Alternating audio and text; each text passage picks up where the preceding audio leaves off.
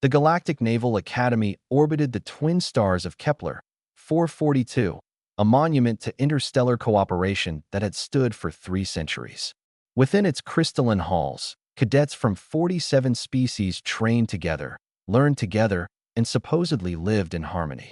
Walker had learned quickly that supposedly was doing a lot of heavy lifting in that sentence. He sat in the back corner of the xenobiology lecture hall, his tray balanced on the narrow desk designed for species with far more tentacles than he possessed.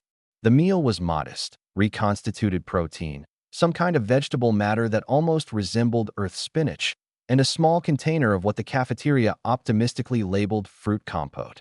After 3 months of adaptation exercises that morning, it was the first food he'd seen in 8 hours. The Kreetik approached from his left. Walker had nothing against the Kreetik as a species. They were arthropod-derived, standing nearly 7 feet tall on 6 chitinous legs, with 4 manipulator limbs and compound eyes that could see into the ultraviolet spectrum. They were brilliant engineers, he'd been told. These 5, however, were not studying engineering. They studied dominance. The human sits alone, clicked the leader, a specimen named Zekthor whose carapace bore the blue striations of minor nobility. How appropriate. Walker didn't look up from his tray. Not interested, Zekthor. It speaks our tongues so poorly. Another Kreetik chittered, and the group's mandibles clattered in what passed for laughter among their kind. Athena, seated 3 rows ahead, turned in her seat. Her gray eyes met Walker's for just a moment. A warning, a question. He gave the slightest shake of his head. Not worth it. But Zekthor had already committed. In the intricate social hierarchy of young Kreetik males, backing down from a human would be catastrophic. His manipulator limb shot forward and struck Walker's tray from below. The tray flipped. Protein paste splattered across Walker's uniform. The fruit compote, the one thing he'd actually been looking forward to, dripped down his chest in sticky rivulets. The reconstituted vegetables painted an abstract pattern across the desk. The lecture hall went silent. Professor Velmoth, a gaseous Etherian whose form rippled in its containment suit, turned from the holographic display. Cadets, this behavior is, what happened next would be analyzed in 3 separate academy tribunals, a Kreetik diplomatic inquiry, and ultimately in a tactical combat manual that would be distributed across human military forces for the next 200 years. Walker stood. Not quickly, not dramatically. He simply stood, food dripping from his uniform, and looked at Zekthor. You have one chance to apologize, Walker said quietly. Zekthor's mandibles spread wide in challenge. Humans are weak. You should not be here. This academy was built by species who reached the stars while you were still. Walker moved. The human body, the other species had learned, was a paradox. Humans were not the strongest. The Kron could lift 10 times what Walker could. They were not the fastest. A Salathai could outrun any human alive. They were not the most durable.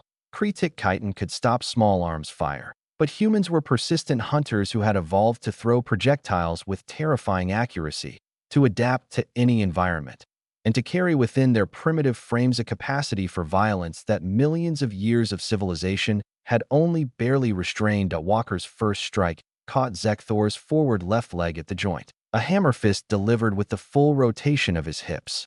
The chitin cracked audibly. As Zekthor began to fold, Walker's elbow came up into the cluster of sensory organs beneath the Kreetik's mandibles. Blinded, Zekthor's neural system sent panic signals. 0.2 seconds. The second Kreetik lunged. Walker sidestepped, grabbed a manipulator limb, and used the alien's own momentum to drive him face-first into the desk. The creature's compound eyes shattered against the metal surface. 0.4 seconds. The third and fourth came together. Walker dropped low, lower than any Kreetik could physically manage with their rigid leg structure, and swept the third one's legs with a kick that would have made his old Muay Thai instructor proud. As that one fell, Walker rolled backward over his own shoulders, his feet catching the fourth Kreetik in the thorax with enough force to crack the breathing spiracles there. 0.7 seconds. The fifth Kreetik, to his credit, actually landed a blow. A manipulator limb struck Walker's shoulder, the serrated edge cutting through fabric and skin. Walker barely felt it. He stepped inside the alien's reach, drove his palm upward into the soft tissue where thorax met head, then followed with a knee that sent the critic's brain case rattling inside its skull. 10 seconds. Walker stood in the center of the wreckage, breathing hard, blood seeping from his shoulder. 5 critic cadets lay around him in various states of consciousness, their ichor mixing with spilled food on the floor. The entire lecture hall stared in absolute silence.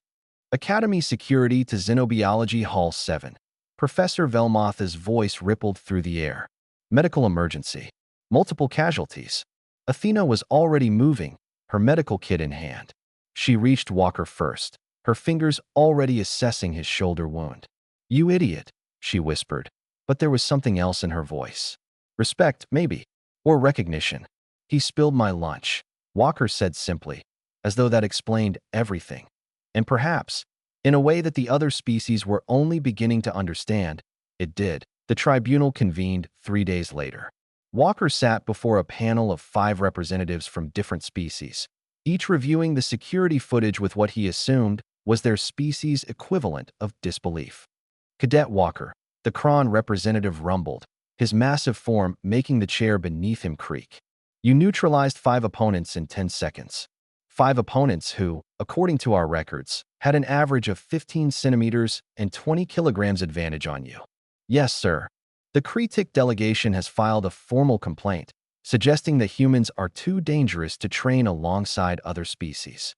Walker said nothing. The Etherian representative's form shimmered.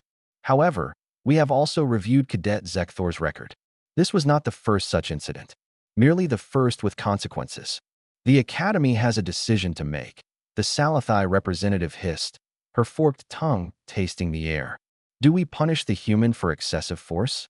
Or do we acknowledge that he defended himself against unprovoked assault?" The tribunal deliberated for 6 hours.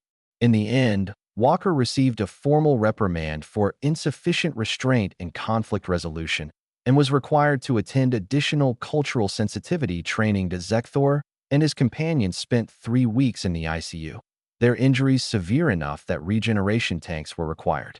Upon their release, they transferred to different training cohorts. But the real verdict was delivered in the corridors and cafeterias of the Academy, in the whispers between species who had thought they understood what human meant. The humans were weak, they had thought. Fragile, short-lived, and slow. But they had spilled his lunch, and in 10 seconds, they had learned what humanity had tried to tell them from the beginning. Humans were not weak. They were restrained. There was a difference, and Walker, sitting in the cafeteria 3 days later with a new tray and Athena across from him, finally got to enjoy his fruit compote in peace. N01 spilled his lunch again.